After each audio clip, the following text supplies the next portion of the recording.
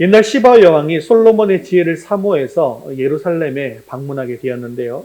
그때 이 시바 여왕이 솔로몬의 지혜를 시험해 보기 위해서 아름다운 꽃을 심은 화분 둘을 가져왔다고 합니다. 그런데 이 화분 둘은 똑같이 생겼는데 한쪽은 진짜 꽃이고 한쪽은 사람이 만든 조화였습니다. 시바 여왕이 화분 둘을 멀리 갖다 놓고 솔로몬 왕에게 묻습니다. 어느 것이 진짜 꽃일까요? 라고 물었을 때 솔로몬 왕은 잠시 생각하더니 신하에게 동산에 나가서 나비와 벌을 조금 잡아와라 라고 시켰습니다. 그래서 신하가 나비와 벌을 잡아왔어요. 그리고 솔로몬 왕은 그 나비와 벌을 방 안에 풀어놓아라 라고 하였습니다. 그랬더니 이 나비와 벌은 그 방에서 조금 날아다니더니 금세 화분이 있는 데로 날아가서 한쪽의 화분에 앉는 것이었습니다. 그때 솔로몬 왕은 웃으면서 저 벌과 나비가 앉은 화분이 진짜 꽃이다라고 했습니다. 벌과 나비가 앉은 진짜 화분에 있는 꽃에는 향기가 있었기 때문에 벌과 나비는 이 향기를 따라서 앉게 되었던 것이죠. 오늘 그리스도인의 삶도 마찬가지입니다. 그리스도인에게는 그리스도의 향기가 있습니다. 똑같이 생겼어도 향기가 없는 꽃에는 나비와 벌이 앉지 않는 그런 가짜 꽃인 것처럼 모양은 그리스도인인데 그리스도의 향기가 없으면 그는 가짜 그리스도인이라는 것이죠.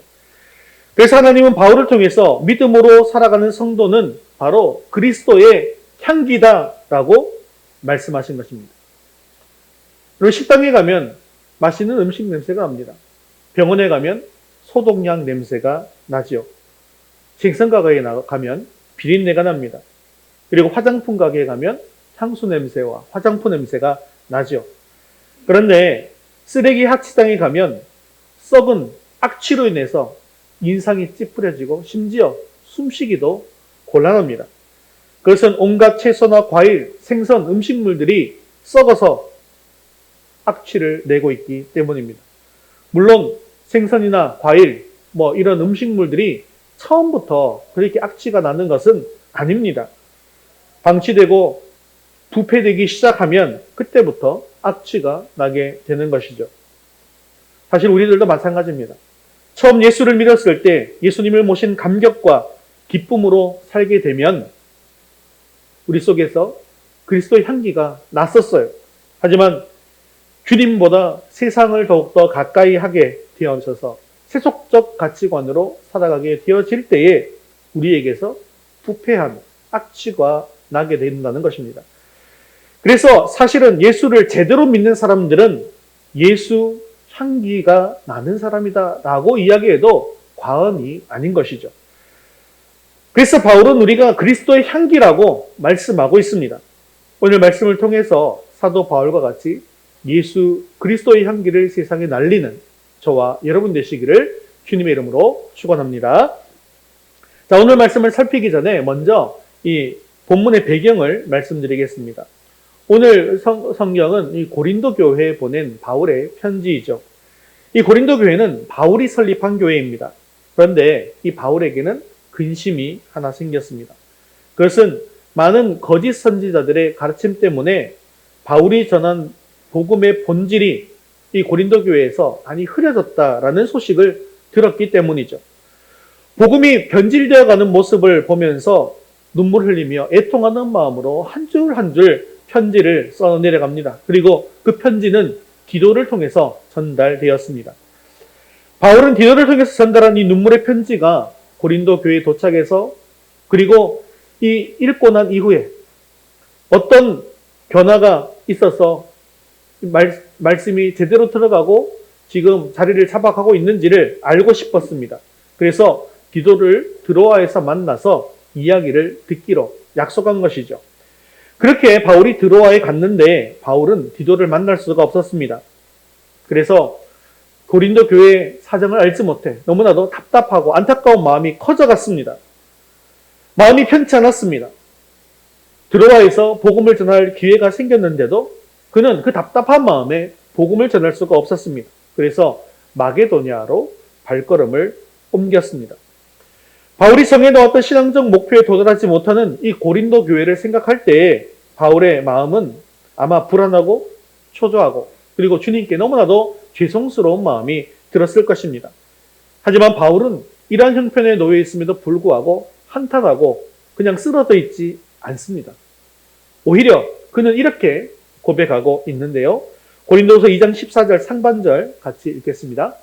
항상 우리를 그리스도 안에서 이기게 하시고 아멘. 비록 지금은 어려운 상황 속에 놓여져 있지만 그리스도 안에서는 최종적으로는 이겼다라는 것입니다. 이것은 요즘 흔히 말하는 정신 승리를 선포하는 그런 말이 아닙니다. 이것이 주님의 약속이기 때문에 바울은 담대하게 이김을, 승리를 선포할 수 있었던 것이죠. 우리 주님께서는 이미 세상에서 너희가 환난을 당하라, 담대하라, 내가 세상을 이겼노라 라고 우리에게 약속해 주셨습니다. 그렇기에 그리스도 안에 있는 자들도 주님과 함께 승리를 맛보게 되는 것이죠. 오늘 본문에서 바울은 냄새라는 말과 향기라는 말을 함께 사용하고 있습니다. 냄새라는 말은 헬라어로 호스메인데요. 이것은 로마 황제가 전쟁에서 승리하고 개선할 때 개선을 축하하기 위해서 피우는 향냄새를 가리킬 때 사용되었던 단어입니다. 또한 이 향기라는 말은 또 유오디아라는 말을 쓰는데요. 이것은 구약에서 희생제사를 가리킬 때 사용되었던 그런 단어입니다. 바울은 이것을 잘 알고 오직 예수 그리스도의 냄새가 나는 것만이 승리할 수 있는 유일한 비결임을 알고 있었던 것이죠. 로마 군대가 전쟁에서 승리하고 도무담강하게 개선하는 모습을 보면서 믿는 자들도 오직 예수 그리스도 안에 있게 되었을 때에 저 군대처럼 승리할 수 있다는 확신을 가지게 된 것입니다. 그리고 그 승전의 향기가 자신에게는 예수 그리스도의 향기임을 알았던 것이죠. 우리들도 바울과 같이 예수 그리스도의 향기를 품어내므로 말미암아서 세상에 승리를 선포하고 생명을 전하는 저와 여러분 되시기를 주님의 이름으로 축원합니다. 우리 첫 번째 같이 읽겠습니다. 우리는 그리스도의 향기입니다. 15절 말씀 같이 읽겠습니다. 우리는 구원받은 자들에게나 망하는 자들에게나 하나님 앞에서 그리스도의 향기니 아멘. 오늘 말씀 우리는 바로 그리스도의 향기다라고 선포하고 있습니다. 여기서 향기는 헬라어에서 유오디아라는 말이죠. 이 말은 아까 말씀드린 것처럼 희생제사를 가리킬 때 쓰였던 말입니다. 바울은 복음 증거의 삶이 그리스도의 향기다라고 말씀하면서 하나님을 기쁘시게 하는 희생제사와 같은 의미로 사용하고 있는 것입니다. 에베소서 5장 2절에서 바울은 그리스도의 대속적 죽음에 대해서 이렇게 말씀하고 있는데요. 에베소서 5장 2절 같이 읽겠습니다. 그리스도께서 너희를 사랑하신 것 같이 너희도 사랑 가운데서 행하라. 그는 우리를 위하여 자신을 버리사 향기로운 제물과 희생 제물로 하나님께 드리셨느니라. 아멘.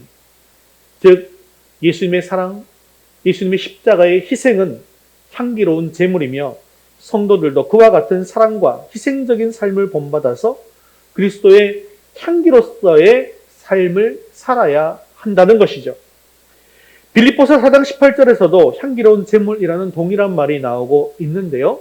빌립보서 4장 18절도 같이 보겠습니다.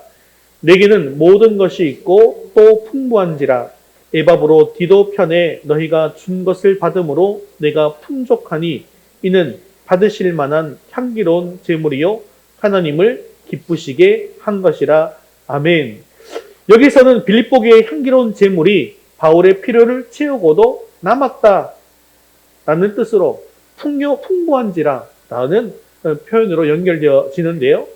이것은 즉 바울의 복음 선교 사역을 돕는 빌립보 교회의 이 물질적인 도움이 예수 그리스도의 희생과 같은 의미로 쓰여지고 있고 그것은 곧 하나님이 기쁘시게 받을 만한 향기로운 제물이 된다라는 뜻도 담고 있는 것이죠. 이처럼 성도가 그리스도의 향기가 된다라고 하는 것은 바로 예수 그리스도의 희생 제물과 같은 놀라운 축복이라는 것을 우리는 먼저 아셔야 한다는 것입니다. 그리고 주님께서는 우리가 가진 이 그리스도의 향기를 땅끝까지 나타내기를 원하십니다. 그래서 주님께서는 바울을 먼저 세우셔서 이방 민족 가운데 그리스도의 향기를 바라는 그런 삶을 살게 하신 것이죠. 그리고 바울을 통해서 주님을 몰랐던 사람들이 그리스도의 향기를 맡게 되었고, 그렇게 많은 사람들이 주님께로 돌아오게 되었습니다. 그런데 이런 일이 바울에게만 주어진 사명일까요? 그렇지 않습니다. 우리 14절 하반절 말씀 같이 읽겠습니다. 우리로 말미암아 각처에서 그리스도를 아는 냄새를 나타내시는 하나님께 감사하노라. 아멘. 그렇습니다. 주님께서는 우리로 말미암아 그리스도의 향기, 이 냄새를 나타내게 하시는 것이죠. 그래서 오늘 우리도 주님께서 그리스도의 향기를 바라도록 세우신 사람이다라는 것을 기억하셔야 합니다. 주님은 우리로 하여금 우리가 거하는 각 처소에서 그리스도의 향기를 발하도록 세우셨습니다. 그러므로 우리는 어떻게 해야 할까요? 우리가 있는 그곳에서 만나는 모든 사람들마다 이런 고백을 들을 수 있어야 돼요. 저는 당신을 통해서 예수님을 만났습니다. 그래서 어디에서 누구를 만나든지 우리를 만나는 사람이 그리스도의 향기를 맡을 수 있도록 해야 한다는 것이죠. 이렇게 그리스도의 향기를 맡게 해준다는 것은 말투를 느릿느릿하게 하고 걸음걸이를 느릿느릿하면서 조심스럽게 변하라는 말이 아닙니다.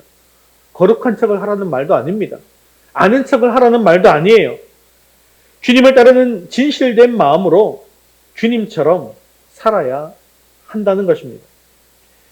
주님처럼 사는 것, 그것은 바로 용서와 사랑과 희생과 섬김의 사람이 되어지는 것이죠.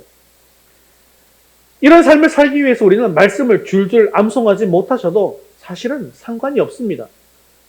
그러나 나에게 오늘 주어진 말씀이 있다면 그 말씀을 부여잡고 그 말씀대로 살려고 최선을 다해서 노력하셔야 한다는 거예요. 손만 대면 병을 낫는 사람들이 있죠. 꼭 그런 사람이 되어야 한다는 것이 아닙니다.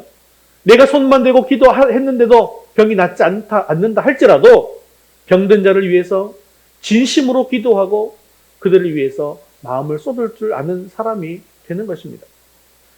가난한 사람을 위해서 큰 돈을 기부하는 사람이 되지 않아도 괜찮습니다. 하지만 가난한 자들을 위해서 작은 것이라도 기꺼이 내어주고 그들의 마음을 위로하려는 마음이 우리에게 있어야 한다는 것이죠. 이런 성도들에게서는 명품 그리스도의 향기가 나타나게 되어진다는 것입니다. 그런데 요즘 세상 사람들로부터 듣는 기독교인들의 평판이 어떻습니까? 오히려 찾기밖에 모른다라는 평판을 듣습니다. 교회 다니는 사람도 별반 다를 것이 없네라는 평판도 듣고 있습니다. 이런 평판을 듣는 그리스도인은 도대체 어떤 냄새를 풍기는 것일까요? 서두에 말씀드린 것처럼 그런 사람은 향기로운 냄새가 아니라 악취를 풍기고 있는 것입니다.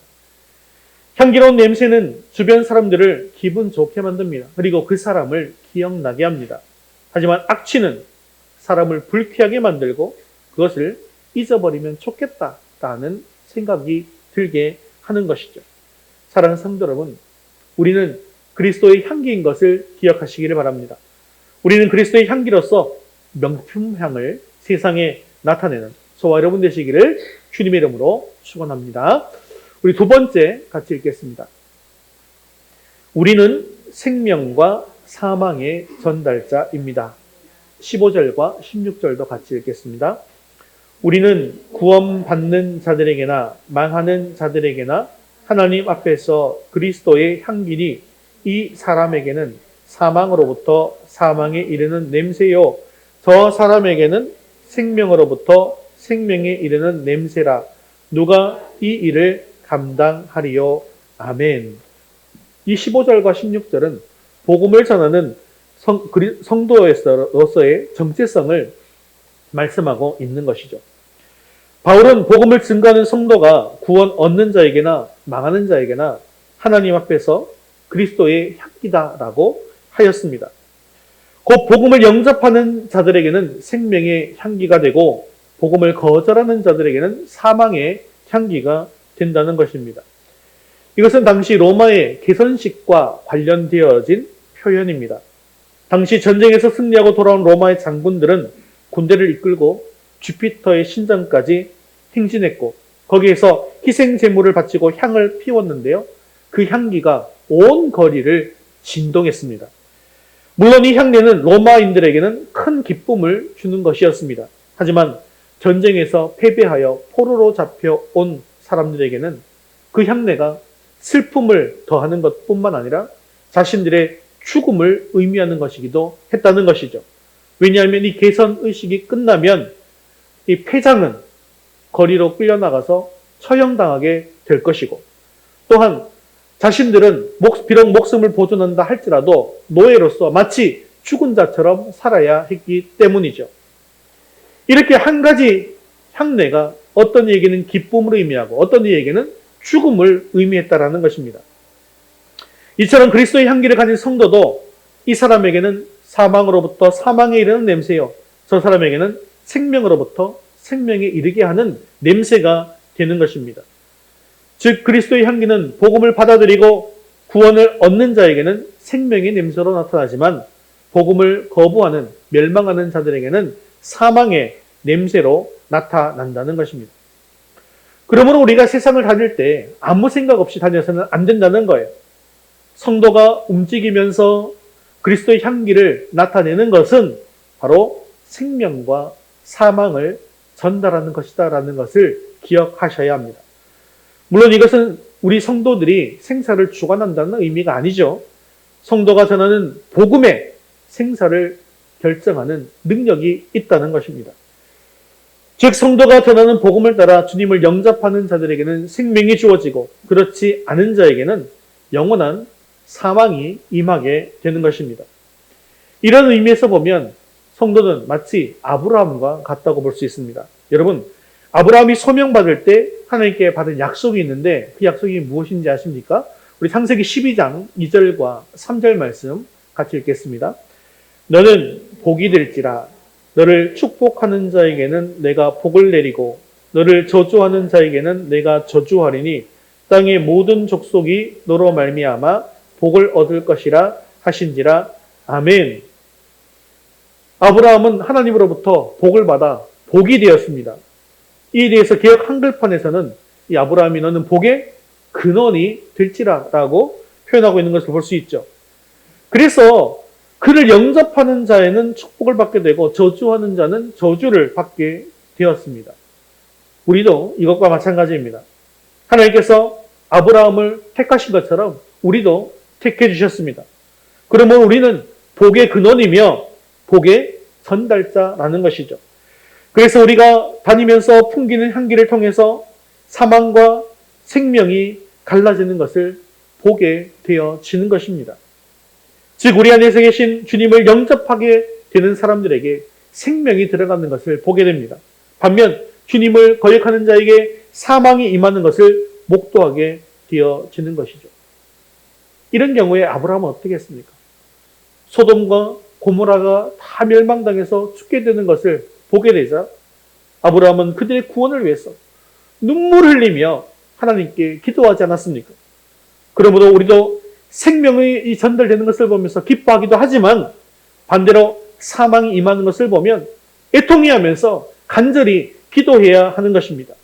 사랑하는 성도 여러분, 우리는 생명의 전달자이며 사망의 전달자라는 사실을 간과해서는 안 됩니다. 이 사명은 결코 소홀히 여길 것도 아닙니다. 그러므로 우리에게는 영혼을 향한 주님의 애끓는 그런 심정이 필요합니다.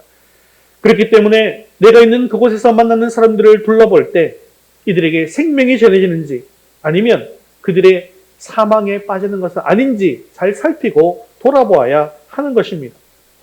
그래서 우리는 생명이 전해질 가능성이 많은 5명과 지금 보기에는 사망의 구름텅이에 빠진 것과 같은 5명인 다섯의 VIP를 품고 기도하고 그들을 섬기는 것입니다. 그들에게 그리스도의 향기를 풍기는 것입니다. 사랑하는 성도 여러분, 우리 주변의 사람들에게 예수 그리스도의 향기를 바람으로 생명의 소식을 들려줄 수 있기를 바랍니다. 사망이 오는 것도 모른 채 살고 있는 이들이 생명의 향기를 맡을 수 있도록 간절히 기도하시고 그들을 최선을 다해서 열심히 섬길 수 있기를 바랍니다. 이렇게 그리스도의 향기를 바라며 복의 근원이 되어 복음의 전달자가 되는 저와 여러분 되시기를 주님의 이름으로 축원합니다. 우리 세 번째 마지막 함께 읽겠습니다. 그리스도의 향기는 그리스도 안에서 발합니다. 14절 말씀 다시 한번 읽겠습니다. 항상 우리를 그리스도 안에서 이기게 하시고 우리로 말미암아 각처에서 그리스도를 아는 냄새를 나타내시는 하나님께 감사하노라. 아멘. 똑같은 포장지이지만 어떤 포장지에서는 향기로운 냄새가 나고 어떤 포장지에서는 비린내가 납니다. 자, 그럼 이 포장지는 뭘 쌌던 것일까요, 과연? 좀 향기가 나는 그런 포장지는 무엇을 쌌던 것일까요? 비누를 쌌던 포장지를 열어보면 이 포장지 냄새가 향기가 나죠. 그럼 비린내가 나는 포장지는 생선을 쌌던 포장지는 비린내가 나는 것입니다. 그렇다고 한다면 우리에게서 나타나는 그리스도의 향기는 어떻게 나타나게 되는 것일까요? 우리의 겉모습에서는 예수님을 결코 볼 수가 없습니다. 하지만 내 안에 계시는 예수님의 뜻대로 섬기는 모습에서 향기가 나게 되는데요. 그것이 바로 그리스도의 향기라는 것이죠. 내 안에 있는 그리스도를 내가 잘 싸고 그 그리스도의 마음이 또 그리스도의 뜻이 우리를 통해서 나타나게 될 때 그것이 바로 예수 그리스도의 향기로 나타나게 된다는 것입니다. 주 안에서 엔퀴리오라는 말은요, 성도의 기쁨과 감사와 축복의 원천이 바로 예수 그리스도임을 나타내는 말입니다. 이처럼 성도가 바라는 그리스도의 향기는 그리스도 안에서만 바랄 수가 있다는 것입니다.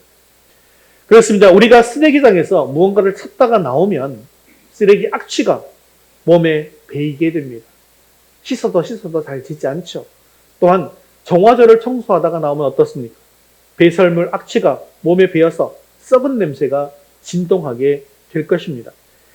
이처럼 우리가 예수를 믿는다고 하면서도 그리스도의 향기가 나는 것이 아니라 만일 악취가 나고 있다면 이 사람은 지금 어떤 삶을 살고 있는 것일까요?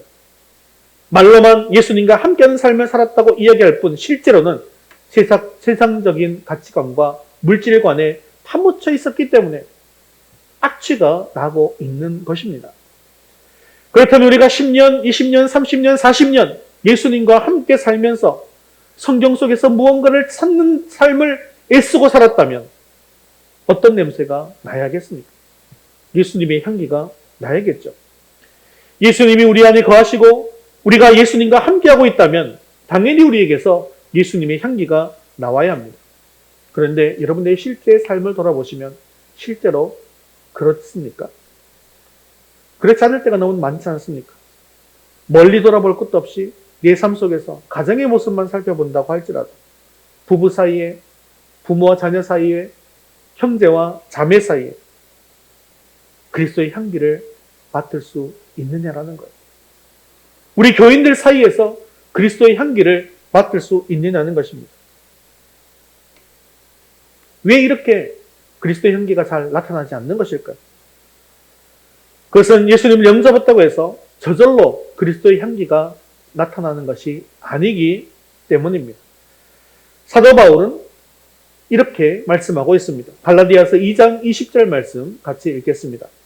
내가 그리스도와 함께 십자가에 못 박혔나니 그런즉 이제는 내가 사는 것이 아니요 오직 내 안에 그리스도께서 사시는 것이라. 아멘. 자, 이게 무슨 말일까요? 예수님이 영접했는데, 그래서 예수님께서 내 안에 들어오셨는데 내 안에 예수님이 살고 계시지 아니하고 내가 살고 있다고 한다면 결코 그리스도의 향기가 나올 수가 없다는 것입니다. 여러분 생각해 보십시오. 향수를 사왔어요. 그런데 그 향수가 마개로 꼭 닫혀 있으면 그 향수에서 냄새가 납니까? 안 납니까? 분명히 속에 향수가 있어요. 향기가 날 것입니다. 하지만 뚜껑으로 꽉 닫혀 있으면 결코 그 향수는 냄새가 나지 않습니다. 그런데 뚜껑이 열리면요, 향이 조금은 납니다. 그러다가 실수로 그 병을 떨어뜨려서 깨뜨리게 되면 어떻게 될까요?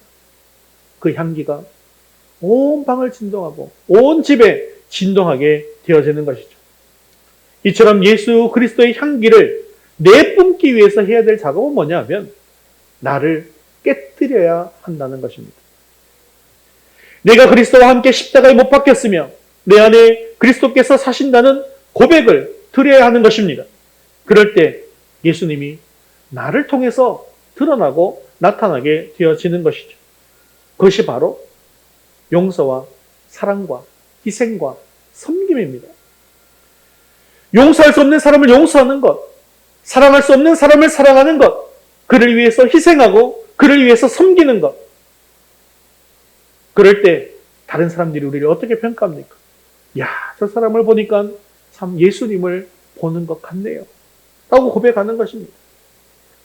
도무지 용서할 수 없는 사람이었어요. 그런데 설교를 듣는 중에, 또한 말씀을 묵상하는 중에, 또한 기도하는 중에 그 사람이 불쌍하게 생각되고 긍휼한 마음이 들어서 눈물 흘리면서 그를 진정으로 용서하게 되었다면 그것이 바로 그리스도의 향기인 것입니다. 상자만의 향기로운 냄새는 소비자에게 매력을 준다고 합니다. 그래서 상품 구매에 상당한 영향을 끼친다는 것이죠. 좋은 향기 때문에 이 상품이 좋은 것처럼 느껴져서 사게 된다는 거예요. 또한 소비자들은 좋은 냄새가 나는 매장에 다시 한번 또 가려고 하는 그런 영향을 끼친다고 합니다. 또한 같은 상품이라도 냄새가 좋은 매장의 것이 더 좋은 품질로 여겨지게 된다는 것이죠. 이렇게 향기가 좋은 매장에 손님이 다시 가고 싶은 것처럼 그리스도의 향기가 나는 교회가 되면 사람들은 그 교회에 서로 오고 싶어 할 것입니다. 사랑하는 성도 여러분, 지금 우리가 참으로 많이 연약합니다. 하지만 우리가 늘 그리스도 안에서 이기게 하는 것을 믿으시기를 바랍니다. 그리고 우리로 말미암아 각처에서 그리스도를 아는 냄새를 나타내시는 하나님께 감사와 영광과 찬송을 올려드리는 저와 여러분 되시기를 주님의 이름으로 축원합니다. 말씀을 맺겠습니다. 성 프란치스코가 제자들과 함께 전도를 나갔습니다. 제자들은 프란치스코가 큰 소리로 외치면서 복음을 전할 줄 알았는데 프란치스코는 밭에서 땀 흘리고 김을 메고 있는 농부들에게 갑니다. 그리고 그곳에 가서 함께 김을 메어주고 또한 힘겹게 짐을 지고 가는 사람들의 짐을 대신 져주고 이런 식으로 하루 종일 돌아다니는 것이었습니다. 그리고 예수 믿으세요라는 말은 한마디도 하지 않았습니다. 제자들이 너무나 의아합니다. 왜 전도를 나와서 예수 믿으라는 소리를 한마디도 하지 않으시냐고 스승인 프란체스코에게 물었습니다. 그때 그가 이렇게 대답했다고 합니다. 우리가 예수님을 모시고 살면 우리의 인격과 삶에서 예수님의 향기가 충만해지고 어려운 사람들을 돕는 사람에게서 그리스도의 향기가 발산되니 그 향기를 통해서 그들이 예수님을 만나게 된다라고 했습니다. 사랑하는 성도 여러분, 이처럼 예수를 믿는 성도는 그리스도의 향기입니다.